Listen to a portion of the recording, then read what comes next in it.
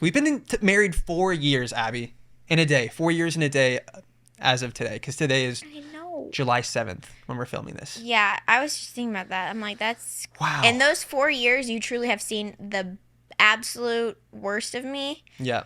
And probably the absolute best of Same. me. Do you feel like you thought you would feel 4 years into marriage? No. Really? I don't. I feel like our life is so complex. Like everyone's life is so complex. To try to predict what the future is going to be like is just impossible. Mm-hmm. And I'm realizing more and more how little control I have over what happens.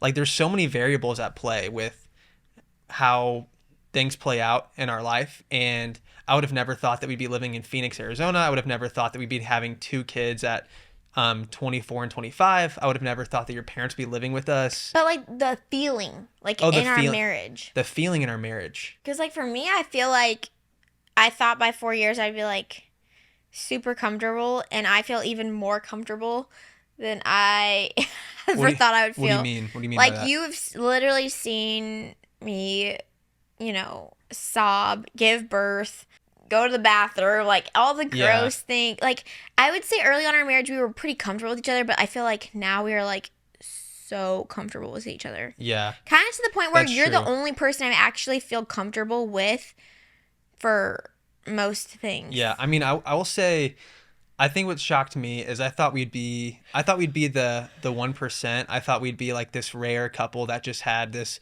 crazy infatuation always, because we were so physical and like romantic and just so crazy for each other when like in the early days. Like I feel like we could not keep our hands off of each other, and like now I feel like the romance is definitely... We're still pretty PDA. I mean, yeah, yes, but I think what's beautiful is just like how deep our friendship is, I guess. Mm-hmm.